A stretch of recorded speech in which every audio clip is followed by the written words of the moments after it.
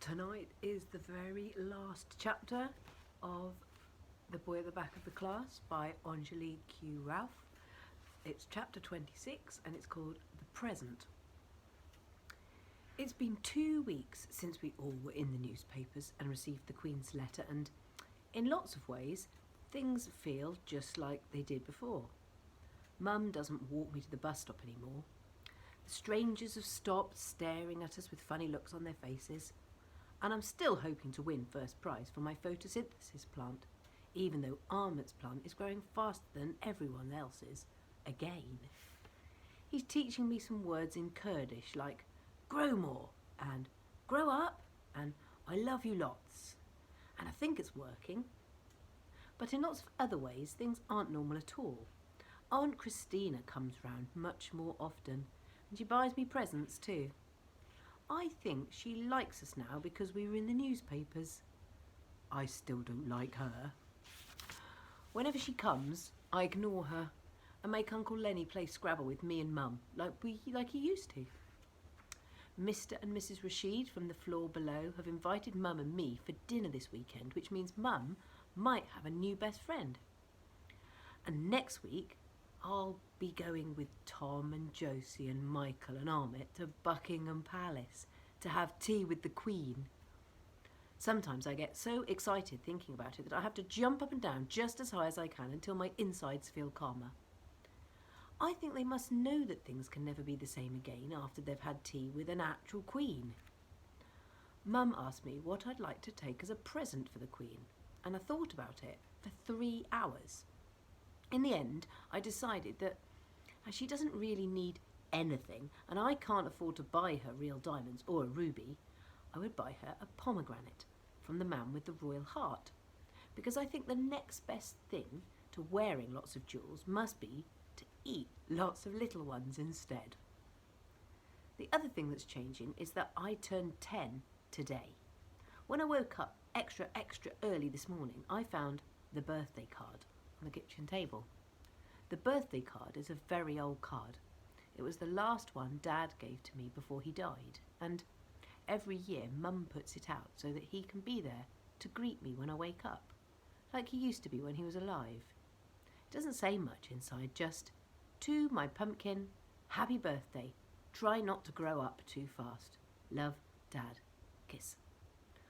I'm glad Mum had to leave for work early because seeing the card always makes me want to sit down and cry. So I did. And then I went to my room and played one of Dad's favourite songs on his old record player. That made me feel better too. Sometimes all you really need is somewhere to cry without anybody ever knowing. I didn't remind anyone it was my birthday because I wasn't having a party and I didn't have anything to take into class with me. Josie brings in a big cake on her birthday, and Michael's mum always hands out goodie bags to everyone. But Mum doesn't have time to bake, and goodie bags are expensive. That's why it's easier to pretend that I don't have a birthday at all. I met Tom and Josie and Michael at the bus stop as usual, and when they didn't say anything about my birthday, I felt sad and glad at the same time. I was afraid Mrs. Ken might say something, but she didn't. My Uncle Lenny usually sends me something in the post, so I'd probably get home to find a card with some extra pocket money or chocolate in it, like I did last year. If I did, that would be nice. At afternoon break, Josie and Tom and Michael and Ahmet and me talked about what we were going to wear to Buckingham Palace next week. Josie's mum was going to buy her a new dress and a new pair of football trainers. Michael was wearing a suit with a bow tie. Tom said he had a purple suit his uncle had made him wear to a wedding in San Francisco, but which might not fit anymore. And Ahmet said his foster mum was going to buy him something at the weekend, and that he would also take his rucksack. You can't take your rucksack with you, said Josie. It's old and ripped, and it's got a hole in the front pocket. The Queen might not even let it into the palace. But important, said Ahmet, looking panicked. My dad give me for birthday before war, and I carry from Syria. So next time I see, I tell him it is seen by Queen. Oh, said Josie, looking sorry that she had said anything. Then you have to take it, she said. The Queen will want to see it. Yeah, said Tom. and your dad will love it. Ahmet smiled and said, I know you understand. The bell for last period began to ring, but as we all headed back to class, we met Miss Hemsey in the corridor outside. She was clasping her hands together and her eyes looked red. As soon as she saw us, she ran over and, whispering something into Ahmet's ear, took him by the hand and quickly led him away. Where's she taking him? Asked Josie as Ahmet looked over his shoulder with a confused look on his face. None of us could think of an answer, so we made our way into class. After we'd got out our spelling books and had 10 minutes learning the meaning and spelling of 3 new words, possession, depression and objection, there was a light knock on the door. We all looked around to see who it was. After a few seconds, Miss Hemsey's head popped around the door, and after giving Mrs. Ken a thumbs up, disappeared again. Mrs. Ken smiled and, clapping her hands, said, Right, everyone, close your books, please. I have a very important announcement to make. We all fell quiet and waited for an explanation about what was going on and where Ahmet was. Today is a very special day, said Mrs. Ken, and we have a few very special guests to help us celebrate. Everyone turned around to see if there was anyone at the door, but there was no one there yet. Eyes to the front, please, ordered Mrs. Ken. Now, before our guests arrive, I want you all to promise me that you'll be on your very best behaviour. Everyone shouted, We promise, Mrs. Ken, wondering who the guests could be. Do you think it's the Queen? Whispered Josie.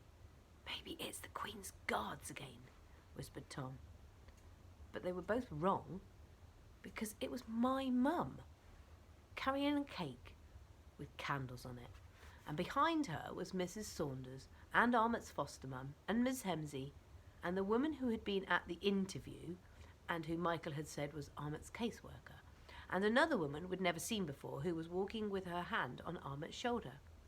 I could tell Ahmet was happy because he was smiling, but his eyes looked wet and a little red too, just like Miss Hemsey's had in the corridor. And within a few seconds the whole class was singing Happy Birthday to me just as loudly as they could. After Mum helped me blow out the candles, Ahmet and Miss Hemsey and the woman who still had her hand on my shoulder stood at the front of the class with Mrs. Ken. Quieten down, please, everyone, called out Mrs. Ken.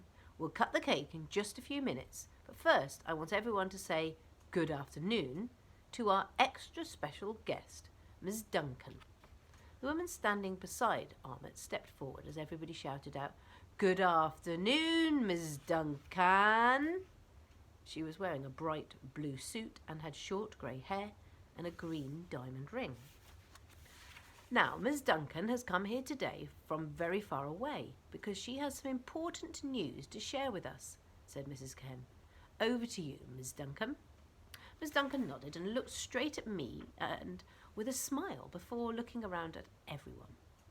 Good afternoon, everyone. I'm from the Home Office, which is a government department that controls who comes in and out of our country.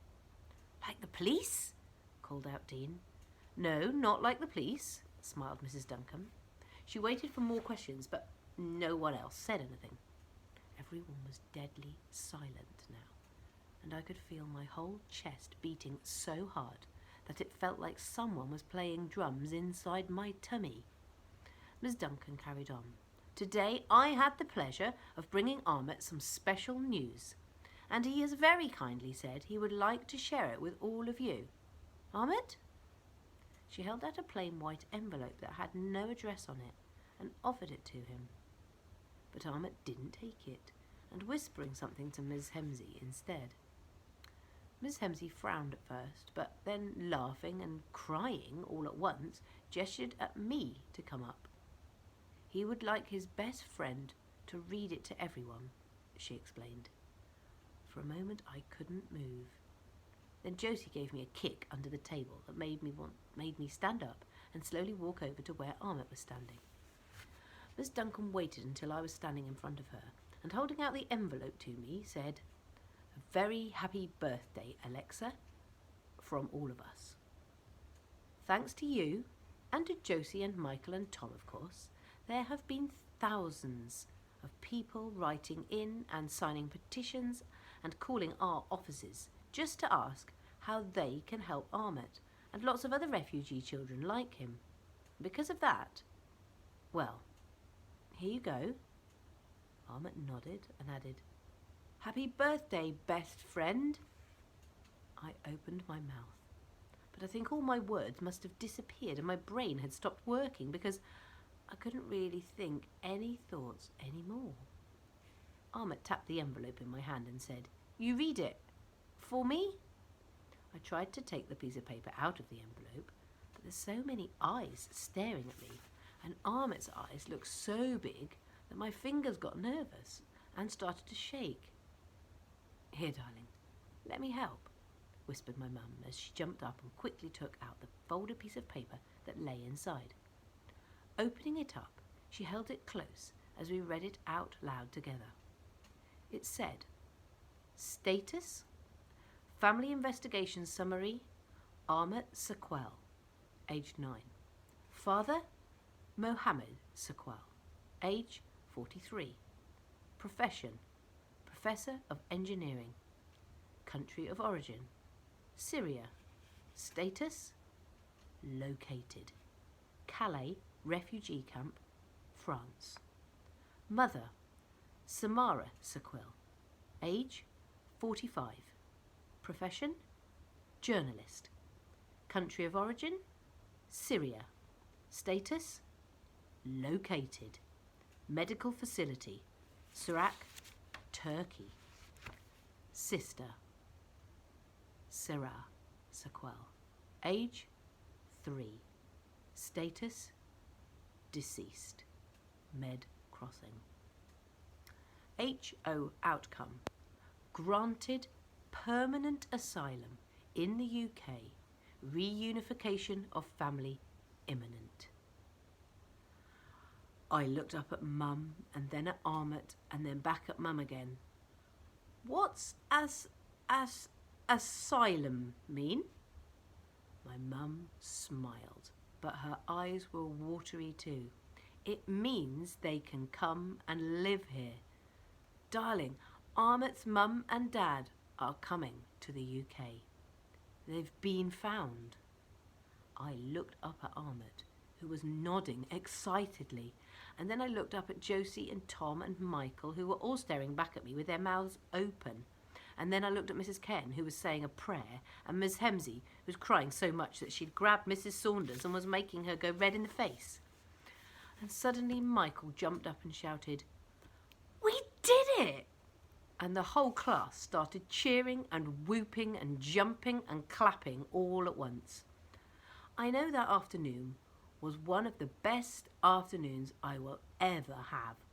Not because it was my birthday, but because it was an end to one of the best adventures a brand new 10-year-old could ever have, and the beginning of a whole set of new adventures that I bet even Tintin never had. And it was all thanks to a boy who came and sat at the back of the class and who let me be his friend.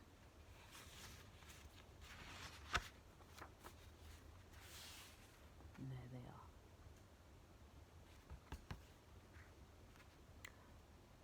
Over the Easter holidays, I will be reading the short book that follows this. Until then, goodbye.